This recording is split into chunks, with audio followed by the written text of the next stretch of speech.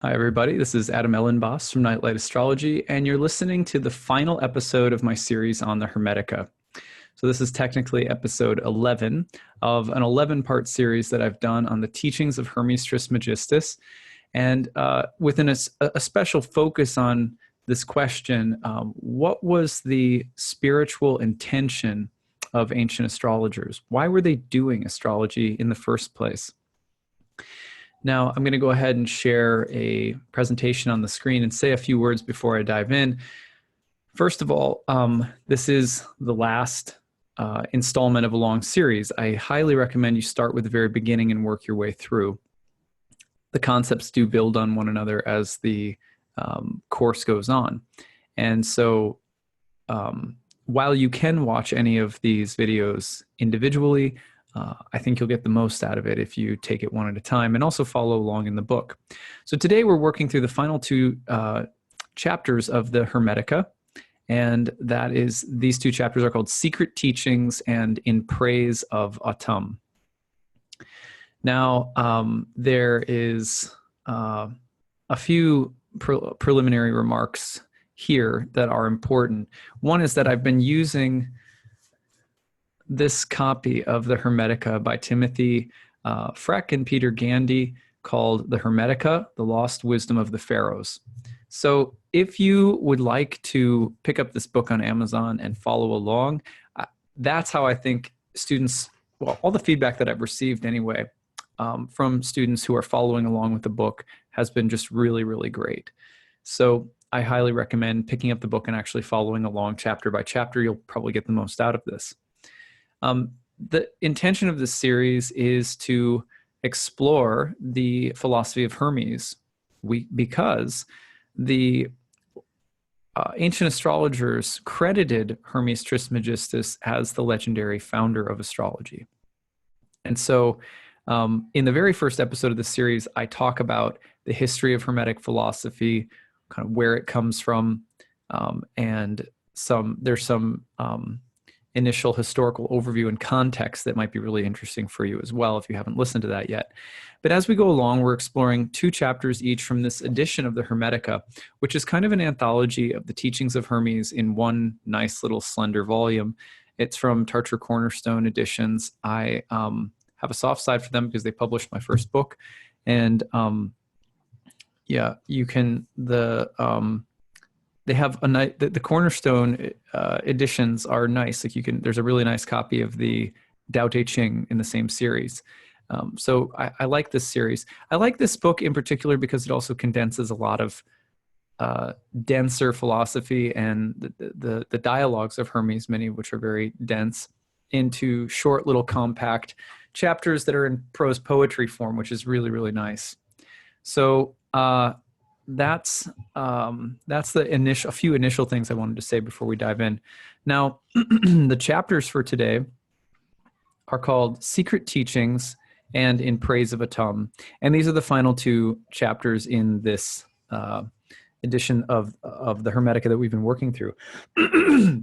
Now, let's start with Secret Teachings. Every week, what I do is I read aloud the chapter, and then we reflect upon it together, and in a deeper way. And then I read the next chapter, and then we reflect upon it. It's really nice to just sit, close your eyes, take in the chapter, as a kind of almost like a mantra meditation. All right, so this is Secret Teachings. Now that you have learnt these secrets, you must promise to keep silence and never to reveal how the rebirth is transmitted. These teachings have been set down in private to be read only by those whom Atum himself wills to know them. Only if you contemplate all that I have said will you know it to be true. If you do not, you will not believe me. For belief grows from contemplation, and disbelief from lack of thought. Speech alone cannot convey the truth, but the power of mind is extraordinary. And when it has been led by speech to think things through thoroughly, it can find the peace of true beliefs. Only if grasped by thought in this way will my teachings be understood. I have, as far as possible, painted for you a likeness of Atum, which, if gazed upon with the eyes of your heart, will lead you to the upward path. The vision itself will be your guide, for it has this power, peculiar to itself, that it takes possession of those who have seen it and draws them out just as a magnet draws iron from the black earth. This is the journey of knowledge. Speed towards this knowledge, for although it is hard to let go of the familiar and return to the old home from which we originated, Atum's grace never fails, and there is no end to his bounty. He is by nature a musician who composes the harmony of the cosmos and transmits to each individual the rhythm of their own music. If the music becomes discordant, don't blame the musician, but the lyre string he plays that has become loose and sounds flat, marring the perfect beauty of the melody. But I have noticed that when an artist deals with a noble theme, his lyre becomes mysteriously tuned, so that its deficiencies issue glorious music, to the amazement of his listeners. It has been like this with me. I confess my weakness, but by Atum's power, my music is made good, and he will likewise make your music perfect. There is no discord among the inhabitants of heaven. All have one purpose, one mind, one feeling. They are bound by the spell of love into one harmonious whole. The earthly part of the universe would seem rude and savage without sweet melodies. This is why Atum sent down the choir of muses to live amongst humankind and inspire music so that men could adore divinity with hymns of praise, in polyphony with the psalms of heaven. So let us adore Atum with deep gratitude, because words are only praise when he accepts them. So a very beautiful chapter on secret teachings. So some remarks and reflections to add here. In this chapter, Hermes describes the secret nature of the teachings that he has taught us. He says that now that you have learned these secrets, you must promise to keep a vow of silence and never to reveal how rebirth is transmitted.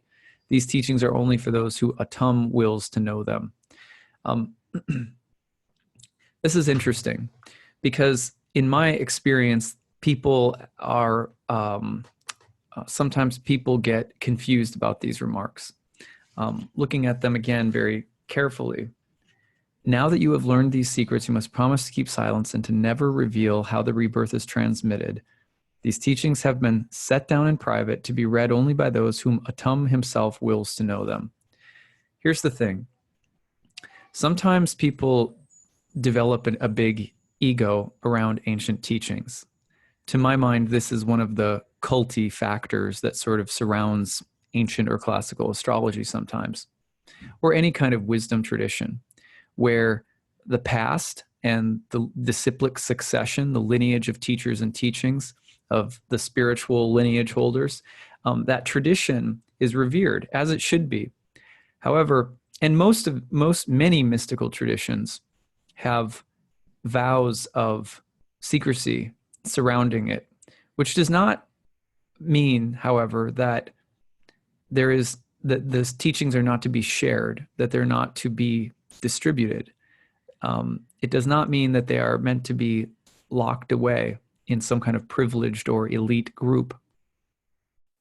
Rather, it's that they're not to be cheapened by transmitting them in a way that is meant to become famous or to get a big ego or to build a big career or something like that.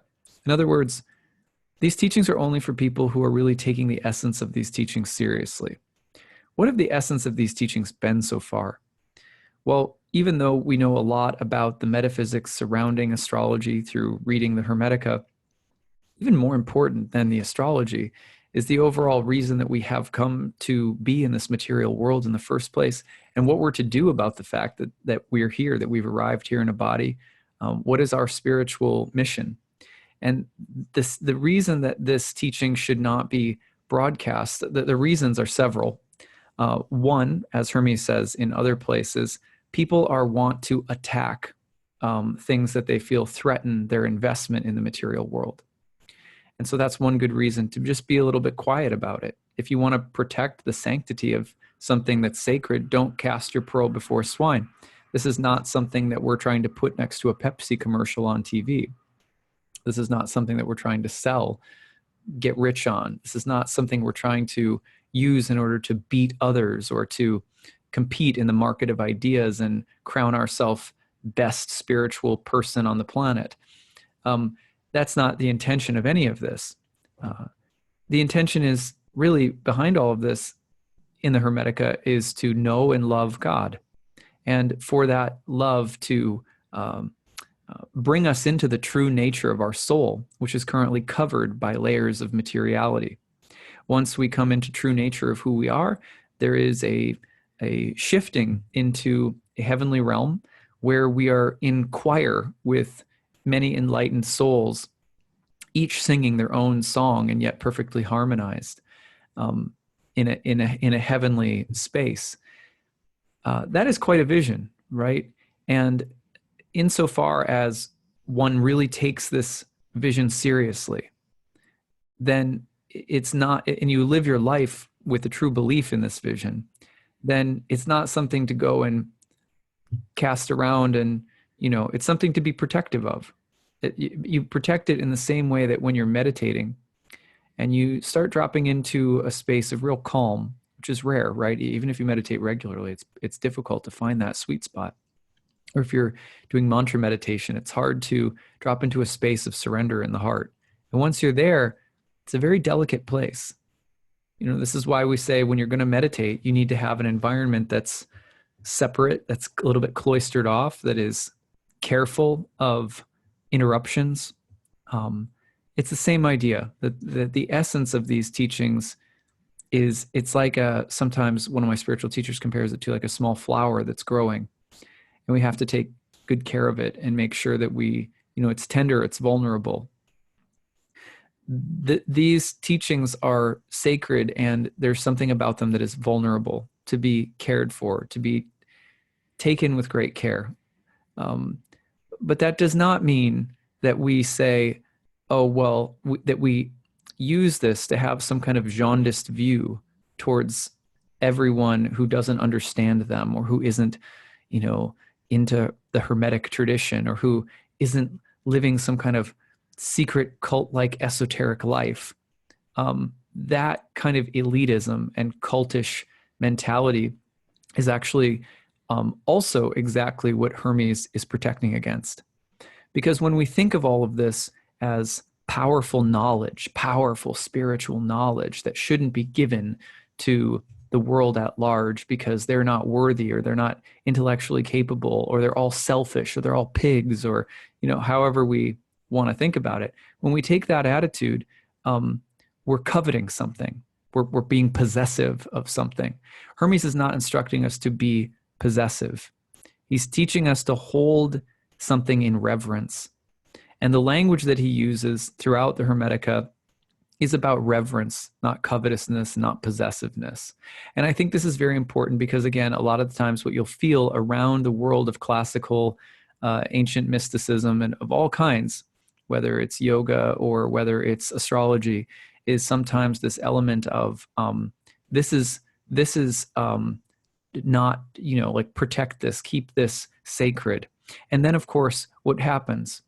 What develops around this kind of covetousness is a desire. Like, people will say, well, I'm the most qualified gatekeeper, right? I'm the most qualified one to say who can and can't come in because I really understand everything, because I really know my Greek, or I really know my Latin, or I really know my Sanskrit, or I've really read all of the teachings, or I really, I'm really a masterful astrologer, or whatever the case might be. But that's not what Hermes tells us here. He says, these teachings have been set down in private to be read only by those whom Atum himself wills to know them. Last time I checked, I'm not Atum. You know what I mean? Last time I checked, nobody that I know is God. And so this idea that we all have the task of being these very protective lineage holders in a possessive or covetous way is not the right attitude. When Hermes says that they're to be read by whomever Atum himself wills to know them, we have to understand that people come to spiritual knowledge from many different walks of life for many different reasons. Not everyone who comes in contact with sacred knowledge will necessarily take up that knowledge in the proper spirit right away. But that does not mean a seed has not been planted. For example, I think of earlier in my 20s when I was interested in different kinds of esoteric knowledge, and it was really there were a lot of selfish motivations. It was very mixed. But I've noticed over time that the seeds of something true and good were clearly planted back then. And over time, I've seen them mature.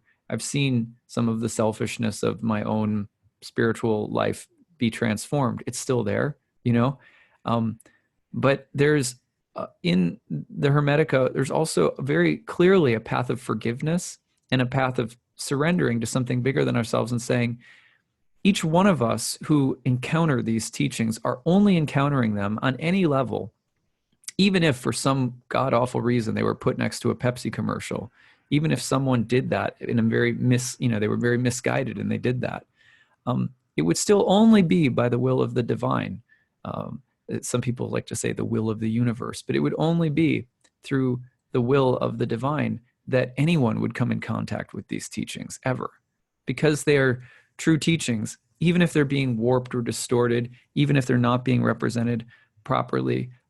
If you come across the Hermetica, and you're graced with an experience of the Hermetica, that is ultimately because of the will of the divine guiding you there. And so Hermes is telling us, yes, keep this secret, but secret not as in like, hush, hush, only the cool people, but as in, this is sacred, and also trusting that anyone who naturally comes to be interested in this or who naturally comes in contact with this is coming in contact with it because of divinity.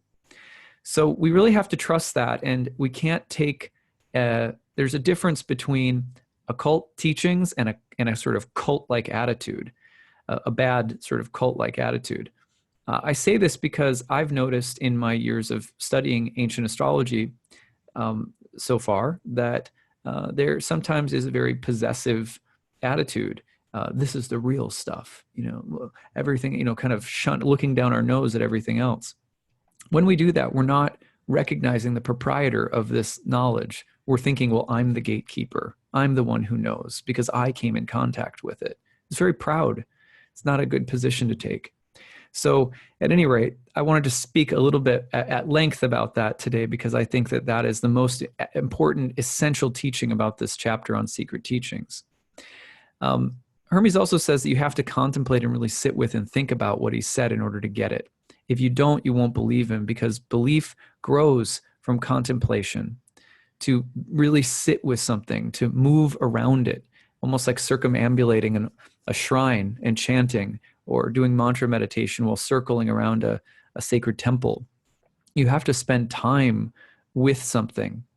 And disbelief grows from lack of thought. Now, I will add to this that a lot of people think that it's enough to sit around and think about ancient astrology.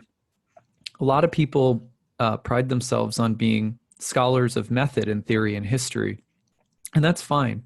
But the Hermetica is a living spiritual practice. It's not just something to think about in an abstract way. This is something to be engaged with on the level of the mind and the heart, and Hermes is very clear about that. To the extent that we also think of ourselves as hermetic, but all we're doing is thinking, all we're doing is philosophizing, all we're doing is trying to extract theory or work with the nature of ancient languages, we're also missing the point. And the Hermetic path is a path of spiritual contemplation of higher truth, higher knowledge, yes, but it's also an entry of the heart into communion with the divine. And that experiential level is very important because Hermes also says speech alone cannot convey the truth. When it has been led by speech to think something through thoroughly, it can find the peace of true belief. You see how peace is an active experience? So only if grasped in that way that leads to a shift in your being will you have grasped the teachings. And in my mind, there is no way that these ancient teachings were not accompanied by lifestyle practices like probably meditation, prayer, music, etc. He says if you gaze upon this vision that he's created, which is only a likeness of God, which is only a likeness of Atum. So he's painted a picture. This whole Hermetica, he's like, this is just a picture, guys.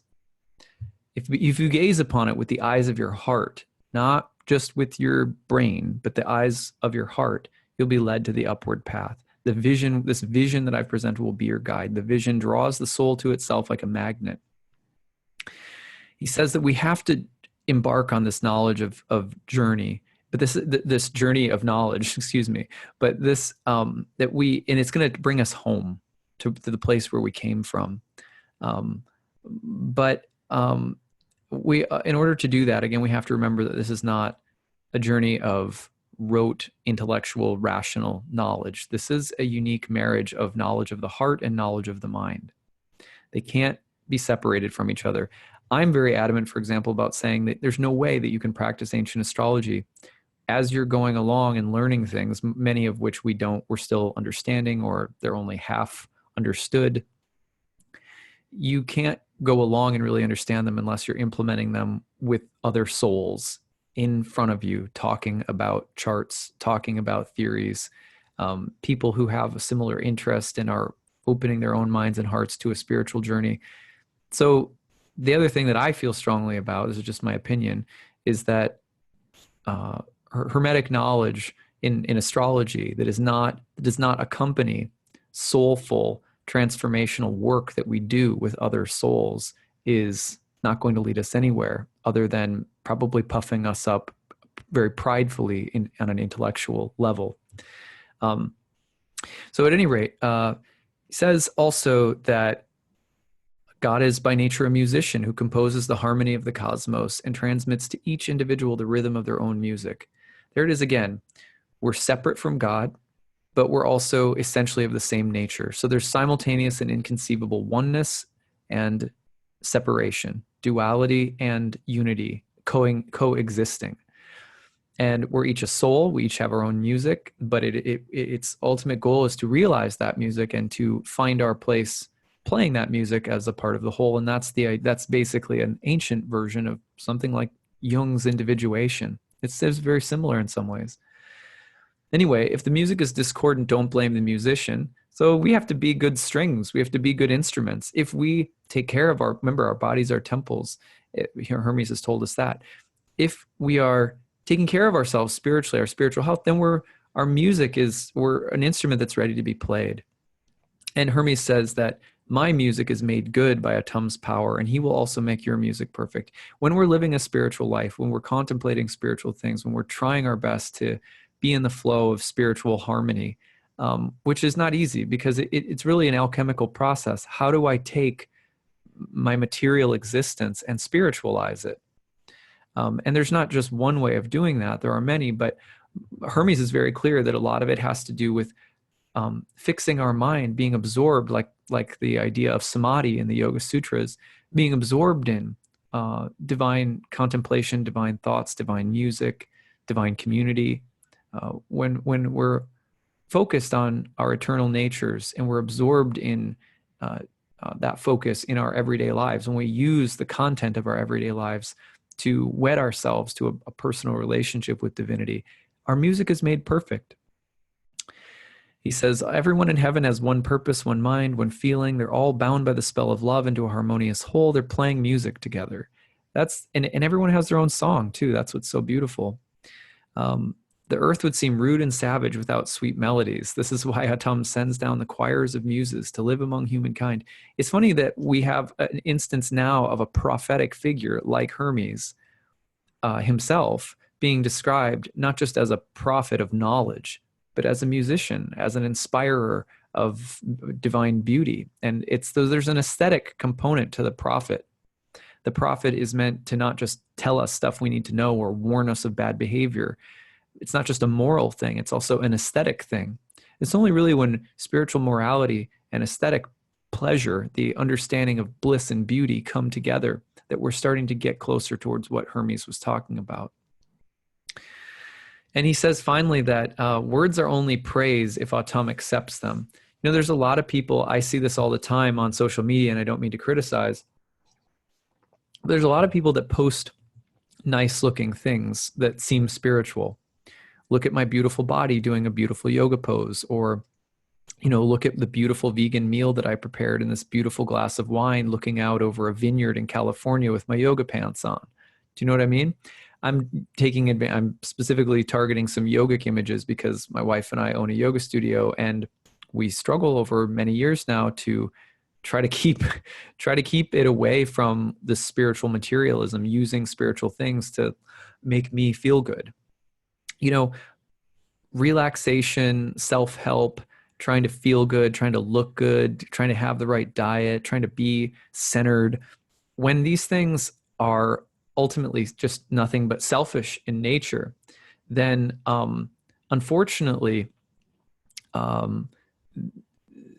typically, when any of these things are only selfish in nature, then what we do is we promote a culture that it has a sort of superficial appearance of being spiritual, but it's lacking something essential. It's lacking something vital. This is also why Hermes tells us to keep these things in secret, to be careful about them. One thing I've noticed over time that I do a lot less of now is confessional writing online, meaning, oh, this is what's going on with me. I just had this big shift and let me just tell everybody about it. Or also just like taking pictures of every single thing that I'm doing and being like, oh, you know what I mean? That's just something that, my own Western sort of materialistic ego, especially as I've gotten more serious about my path with Bhakti Yoga and with astrology over the years, even with ayahuasca back in the day when I was involved for about 10 years with ayahuasca culture, that over time you just learn that it doesn't actually, you drain the vitality of the spiritual substance of the authenticity when it's just thrown out and made into a photo shoot of some kind. So these are just my own, rambling thoughts here. Let's go on to the second chapter, which is called In Praise of Atum. So I'll read it first again. In a place open to the sky, facing west at the hour of sunset or east at sunrise, I pray that the cosmos be flung open to me, and that all nature may receive the sound of my psalms. Open, great earth and trees, silence your waving boughs, for I am about to sing the praise of the one and all. Justice, praise the just through me. Goodness, praise the good through me. Truth, praise the truth through me. Selflessness, praise the all through me. It is your words that come through me, that through me sing your praises, for all comes from you and all returns to you. Accept these pure offerings of speech from a heart and soul uplifted. You of whom no words can tell, no tongue can speak, and only silence can declare, I thank you with a brimming heart, for it is only by your grace that I see your light and come to know you. I thank you whose name no man knows, you whom we honor with the title Atum, because you are our master, you whom we call Father, because you have shown in all your acts toward us the loving kindness and warm affection that a father feels. No, your love is greater than a father's love, for you have given us the gifts of mind and speech and knowledge, mind so that we may approach you, speech so that we may call to you, knowledge so that we may experience you, finding our salvation in your light and becoming filled with bliss. We can thank you only by learning to know your greatness. I have learnt to know you, you the most brightly blazing light of mind. I have learnt to know you, you the true life of humankind. I have learnt to know you, you the prolific all-womb which impregnates itself. I have learnt to know you, you the eternal constancy which stands unmoved and causes the whole universe to revolve. Who can speak about you? Who can speak to you? Where shall I look to praise you, upwards or downwards? For you are space in which all things are contained. There is no place but you. All is in you. What offering can I bring you? For you are all things. You give everything and receive nothing. There is nothing that you lack. For what shall I praise you? For the things you manifest or the things you conceal? How shall I sing to you? Am I my own? Have I anything which is mine? Am I other than you? You are all that I am. You are all that I do. You are all that I say. You are all that happens. You are all that has not occurred. You are mind in your thinking. You are Father in your creating. You are Atum who does everything. You are primal goodness everywhere. You have revealed your being and I am overcome. While I am still in the body, you have made a God by the gift of your eternal life, and I am filled with joy. With these words of praise, I adore you who alone are goodness. I make no prayer but this, that by your will I be kept always still knowing and loving you, and that I never fall away from this blessed life. Father, you have filled me with this good and beautiful vision. My mind's eye is almost blinded with splendor, more penetrating than visible light, yet so full of immortal life, that it does not hurt or harm me. By your mercy, a form has been fashioned within me, which is not made of matter, and I have entered into an immortal body. I have been born again in mind, and the bodily shape I had before has left me. I am no longer an object, tangible, colored with spatial dimensions. I am alien to all that is seen with bodily eyesight. To such eyes I am no longer visible. I am your instrument. Mind is your plectrum, and your wisdom plucks music from me. I sing a song of my soul, for your love has reached me. You have made me a new being, and I no longer see with bodily eyes, but witness with mind. When a man is born again, he is not a body of 3 dimensions. He is all mind. Now that I see in mind, I perceive myself to be the all. I am in heaven and earth. I am in water and air. I am in beasts and plants. I am a newborn babe. I am still in the womb. I am yet to be conceived. I am the presence which is present everywhere. I see incredible depths. How can I describe this vision? With my mind, I see mind. I know the one that wakes me from forgetfulness. I see my soul. I am afraid to speak. I have found the source of the power of all powers that has no beginning. I see a fountain bubbling with life. I am mind. I have seen. I have found that which I seek. I know peace in your purpose. By your will, I am born again. Language is inadequate. The gods sing a hymn of silence, and I am silently singing. This final, really beautiful, like a song of praise that Hermes comes through with at the end here. So he offers his final instructions in this chapter, as well as his final his closing benedictions and hymns. He says that he wants the cosmos to be flung open, that all of nature may receive the sound of my psalms. Notice the stark contrast between keep everything secret, don't tell anyone, and I hope that everyone receives this. Some people, again, will not understand that there is a duality in mystical teachings. There's an evangelical component. May everybody hear. This is good news. You're a divine spirit soul. You have eternal life. Like, you have a song that nobody else has. You know, this is beautiful. The cosmos is teeming with divinity if we only have eyes to see it. Share it with everybody. But we also have this idea of keep it secret. Don't taint it. We taint it when we don't. It's not about sharing it or not sharing it. It's not about keeping it private or setting the record straight, you know, all of this kind of stuff. I've noticed, for example, that, again, something that surrounds a lot of astrological practitioners of any kind is this feeling of pride, like, I have the right thing. This is even me. Well, I have the classical theory. This is the correct way of doing it. Well, you haven't really studied. Well, you're not really serious, you know, and this can creep in and like infect us. Part of it comes from a seed of goodness. We know that the truth is precious. We've come to it through labor of the heart and soul and mind. We want to protect it. But Hermes is saying, when you're really transmitting this stuff, either A, you're protecting it from being covetous, possessive, or flaunting it in a way that is inappropriate, drawing bad attention to it or getting attacked because of it. Like, be careful of that stuff. But when you're really transmitting it, it should be like a song. It should be really beautiful. People listening should say, yes, my heart is filled with this. He then says that may all of the good things sing through me. And he attributes all of the good things to divinity. And he says, may they all sing through me as I go here. It is your words that sing your praises. So there's this circularity, right? When we recognize that we are in individual little sparks, we have our own autonomous spirit soul, and we have a song that we sing. And that song is in praise of all of the good things that God is. And we come to realize that those are all of the things that we are, because we're participating in that. And so if you've ever really been in love with someone and you give them something that you love so much, you can't tell the difference. Your brain can't even tell the difference between giving and receiving. You're giving some pleasure to somebody that you really care about. Let's say it's a child, you're giving them a hug. They really need a hug. They really love that hug.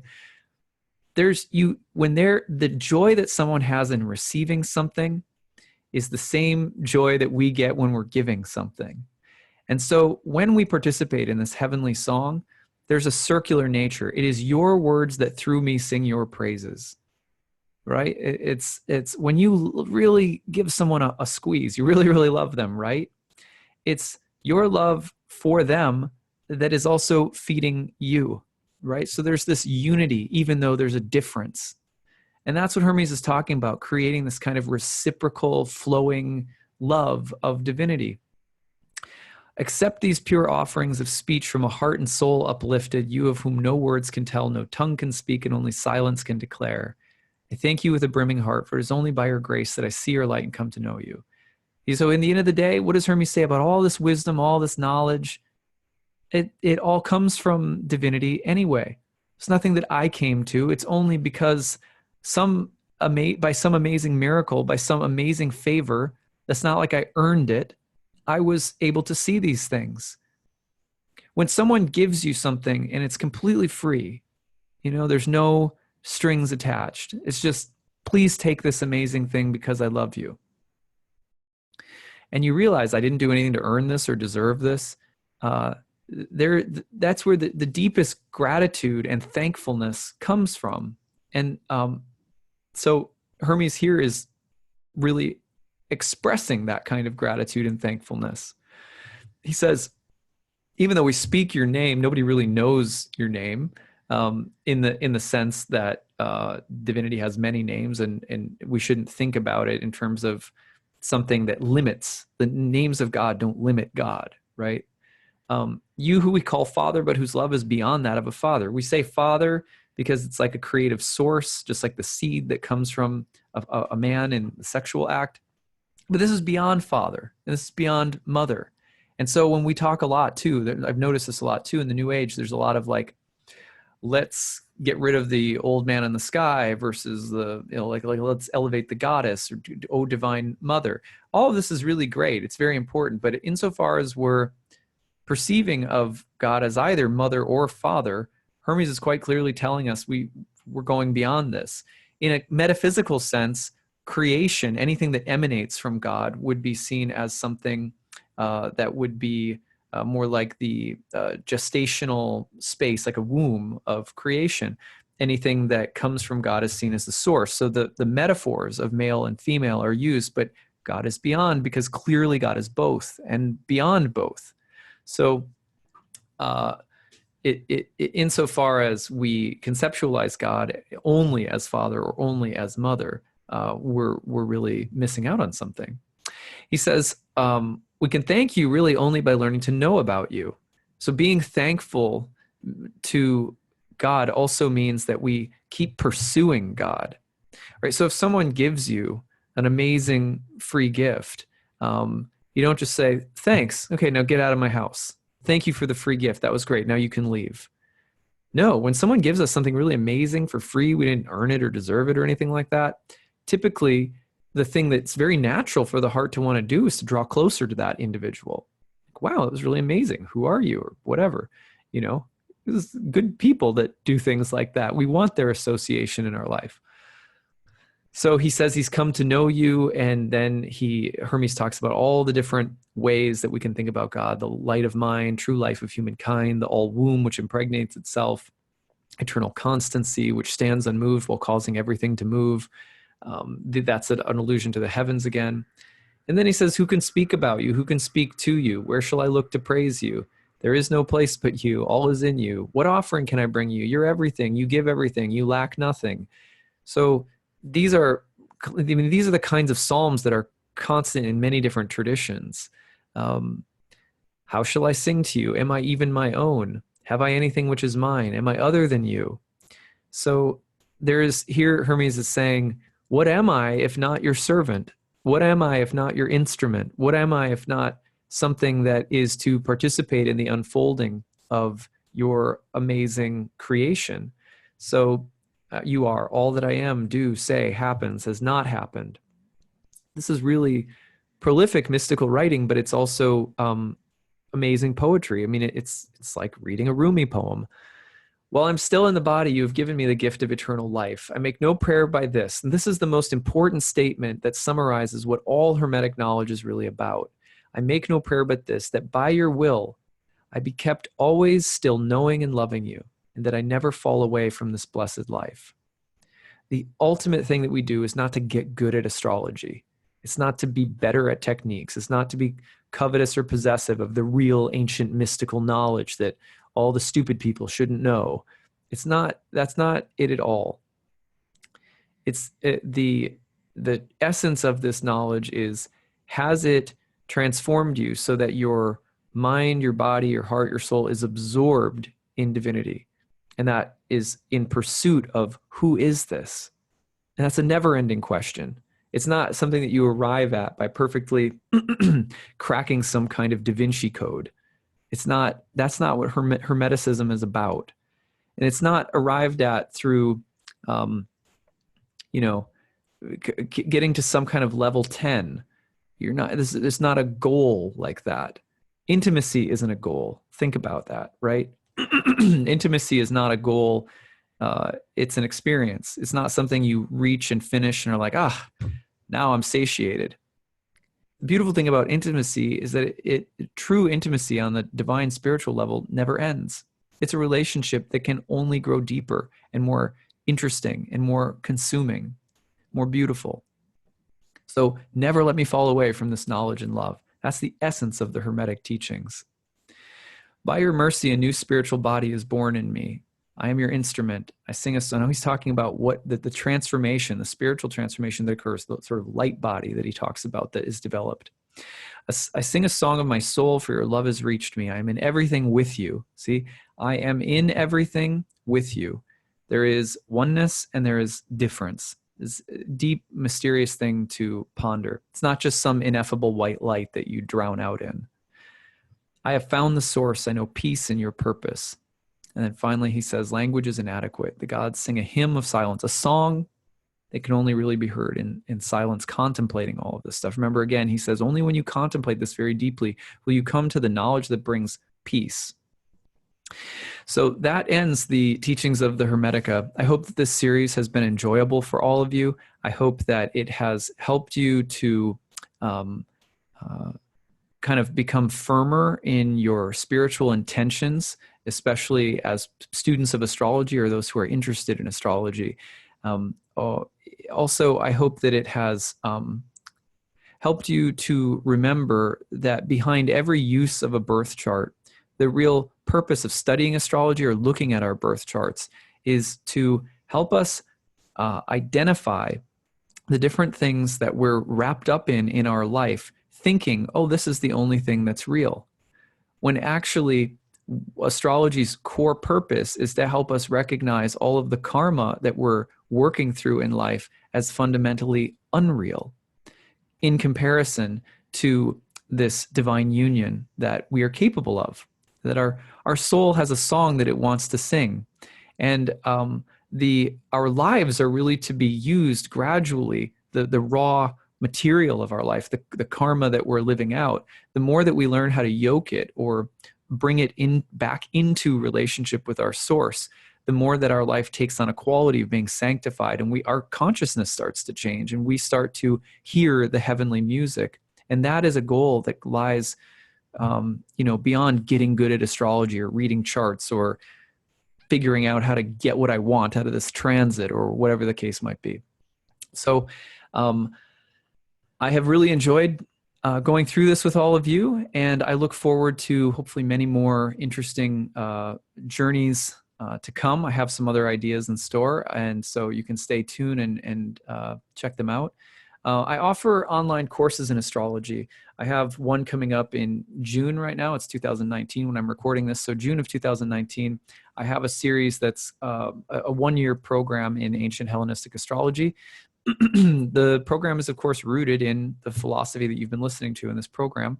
But we go very deeply into learning about all of the techniques and methods that ancient astrologers used, and then learning how to use this stuff soulfully for exactly the spiritual purposes that we've been talking about in this series. So maybe I'll see some of you in class soon. If you want to check it out, go to nightlightastrology.com. All right, thanks everyone so much, and I hope to see you again soon. Bye.